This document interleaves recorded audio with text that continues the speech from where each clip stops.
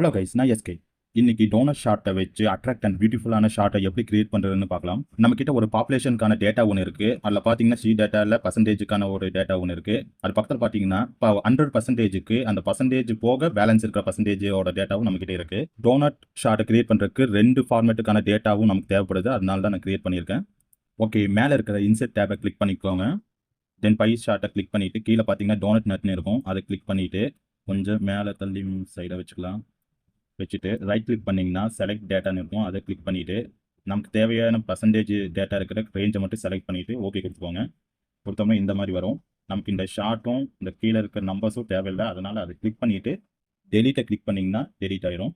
இதை right click பண்ணிங்கன்னா format data point இருக்குது. அதை கிளிக் பண்ணிவிட்டு இந்த டோனட்டோட ஹோல் சைஸை மட்டும் கொஞ்சம் பெருசு பண்ணிக்கலாம். 55 இருந்தால் கரெக்டாக இருக்கும். 55 கொடுத்துட்டு இந்த சைஸ் மட்டும் கொஞ்சம் சின்னது பண்ணிக்கலாம். நம்ம அப்புறம் பார்க்கறதுக்கு கொஞ்சம் இதாகும்.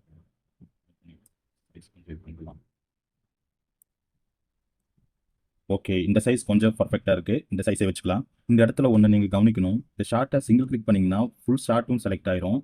தென் ஏதாவது இந்த கலர் எதாவது சேஞ்ச் பண்ணணும்னா அதே இடத்துல வச்சுட்டு இன்னொரு கிளிக் பண்ணிங்கன்னா அந்த இடத்துல இருக்கிற கலர் எல்லாத்தையும் நீங்கள் சேஞ்ச் பண்ணிக்கலாம். இங்கே பார்த்தீங்கன்னா நமக்கு தேவையான பர்சன்டேஜ் 51.63. அது பார்த்தீங்கன்னா ரைட் சைடில் இருக்குது. ஆனால் நமக்கு லெஃப்ட் சைடாக தேவைப்படுது. அதை எப்படி ரொட்டேட் பண்ணுறதுன்னு பார்க்கலாமா? ஒன்றும் இல்லை, ஒரு சிங்கிள் கிளிக் பண்ணால் போதும். மேலே இருக்கிற ஹேங்கிள் ஆஃப் ஃபர்ஸ்ட் ஸ்லைடர் இருக்கா, அது லைட்டாக கிளிக் பண்ணிகிட்டே வாங்க. 180 வந்து கரெக்டான பர்சன்டேஜ், அதனால 180 வச்சுக்கலாம். ஓகே, 180 வந்துச்சு. இப்போ பார்த்தீங்கன்னா கரெக்டாக நமக்கு ரைட் சைடில் இருக்குது நமக்கு தேவையான பர்சன்டேஜ். இப்போ பார்த்தீங்கன்னா ரைட் சைடில் இருக்கிற பர்சன்டேஜ் வந்து நமக்கு தேவையில்லை. நான் என்ன சொல்லியிருக்கேன், சிங்கிள் கிளிக் பண்ணிங்கன்னா ஃபுல் டோனட்டும் செலக்ட் ஆயிரும். மறுபடியும் அதே இடத்துல இன்னொரு கிளிக் பண்ணிங்கன்னா அந்த கலரை மட்டும் நம்ம ஆல்டர் பண்ணிக்கலாம், என்ன பண்ணிக்கலாம். இப்போ இந்த பெயிண்ட்டை கிளிக் பண்ணோம்னா இந்த கலர் ஆரஞ்சு கலரை நம்ம சாலிட் ஃபில் கொடுத்துட்டு லைட் ப்ளூ வச்சுக்கலாம். லைட் ப்ளூ, ரொம்ப லைட் ப்ளூ. ஓகே, இங்கே பார்த்தீங்கன்னா பார்டரும் அதே மாதிரி சாலிட் லைனை வச்சுட்டு லைட் ப்ளூவை வச்சுக்கலாம். டிரான்ஸ்பரி வந்து ஒரு 30% வச்சுக்கலாம், கரெக்டாக இருக்கும். வச்சுட்டு ஓகே, பர்ஃபெக்டாக இருக்குது. தென் இந்த பர்சன்டேஜ் வந்து எனக்கு சென்டரில் வேணும். அதுக்கு இன்செர்ட் டேபை கிளிக் பண்ணுறோம். பண்ணிவிட்டு ஷேப்ஸை கிளிக் பண்ணிவிட்டு ஸ்கொயர் ஷேப்பை கிளிக் பண்ணிவிட்டு சைடில் எங்கேயாவது நீங்கள் பேஸ்ட் பண்ணிக்கோங்க.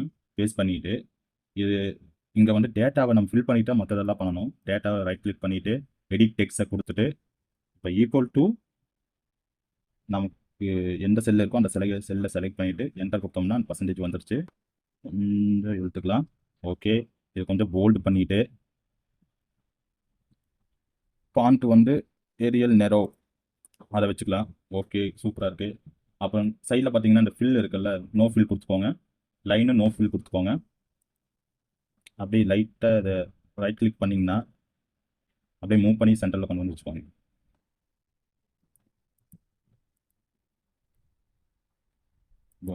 ஓகே, போல்டு, பர்ஃபெக்ட், சூப்பராக இருக்குது. சைஸை இன்னும் கொஞ்சம் கூட பெருசு பண்ணிக்கலாம். Okay, perfect. ஓகே, இங்கே மேலே நேம் வரணும். அதுக்கு மறுபடியும் இன்சர்ட்டை கிளிக் பண்ணிவிட்டு ஷேப்ஸை கிளிக் பண்ணிவிட்டு ஸ்கொயரை எடுத்து கொஞ்சம் நேமுக்கான சைஸ் மாதிரி கொஞ்சம் கிளிக் பண்ணிக்கலாம். ரைட் கிளிக் பண்ணிக்கலாம். Okay, edit text, font size colour மாற்றணும். ஃபாண்ட் சைஸ் அண்ட் கலர் மாற்றணும். பிளாக் வச்சுக்கலாம். சென்டரில் வச்சுட்டு அது அப்படியே தூக்கிட்டு வந்து மேலே வச்சுது. சூப்பராக. ஓகே, ஓகே, பர்ஃபெக்டாக இருக்குது. அதுக்கு பண்ண மாதிரி நோ ஃபில் லோ நைட். ஓகே, பர்ஃபெக்டாக இருக்குது. போல்டு லெட்டர் கொஞ்சம் போல்டு பண்ணிக்கலாம். ஓகே, இதுதான் முக்கியமான விஷயம். இதை நீங்கள் கண்டிப்பாக பார்த்துக்கோங்க. இல்லை தப்பாச்சுன்னா நீங்கள் டேட்டா ஒவ்வொரு டைமும் அரேஞ்ச் பண்ண வேண்டியதாக இருக்கும்.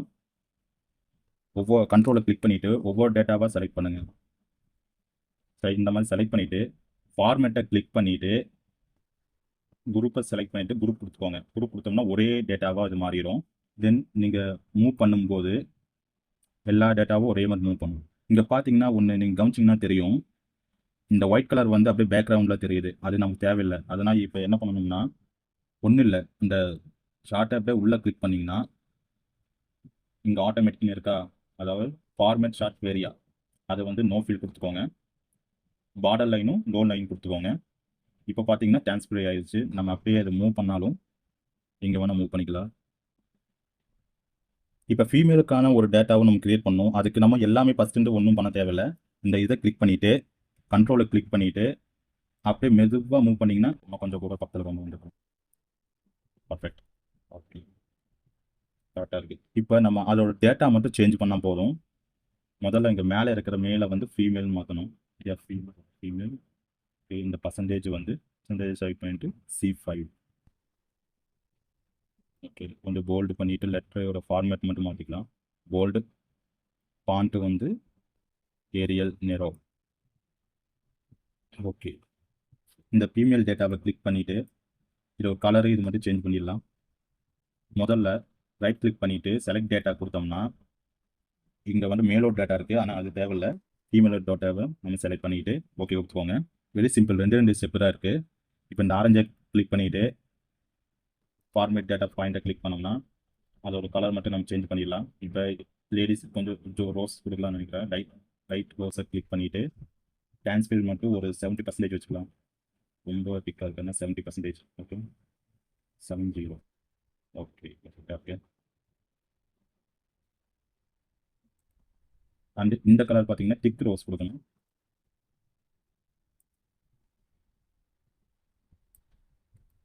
ஓகே, சூப்பராக இருக்குது. தென் இது சிங்கிள் கிளிக் பண்ணிங்கன்னா ஃபுல் டேட்டாவும் செலக்ட் ஆயிரும். நம்ம பார்டர் கொஞ்சம் கலர் கொடுத்துக்கலாம். சாலிட் கலர் கொடுத்துட்டு லைட் இது 80%, 70%. கடைசியாக நம்ம பண்ண வேண்டிய விஷயம் ஒன்றே ஒன்று தான் இருக்குது. ஒன்றும் இல்லை, இந்த டேட்டாவை கிளிக் பண்ணிவிட்டு கண்ட்ரோல் கிளிக் பண்ணிவிட்டு இந்த டேட்டாவை கிளிக் பண்ணிக்கோங்க. கிளிக் பண்ணிவிட்டு ஃபார்மேட்டை கிளிக் பண்ணிவிட்டு குரூப்பை கிளிக் பண்ணி குரூப் பண்ணிக்கோங்க. இந்த ரெண்டுமே ஒரே டேட்டாவாக மாறிடும். இதை ஏன் பண்ணுறோம்னா, இப்போ திடீர்னு நீங்கள் ஏதாவது ஏரோ பட்டனை மேலே கீழே ஏதாவது கிளிக் பண்ணிங்கன்னா இந்த ஃபார்மேட் வந்து ஃபுல்லாமே கீழே போகிறக்கும் மேலே போகிறக்கும் வாய்ப்பு இருக்குது. அதனால் ஒரு குரூப் பண்ணி வச்சிட்டோம்னா நம்ம ஈஸியாக மூவ் பண்ணிக்கலாம். ஓகேவா? ஓகே, இந்த வீடியோ உங்களுக்கு பிடிச்சிருக்குன்னு நினைக்கிறேன். யூஸ்ஃபுல்லாக இருந்தால் மற்றவங்களுக்கு ஷேர் பண்ணுங்கள். தென் அடுத்த வீடியோவோட உங்களை வந்து பார்க்குறேன். Okay, thank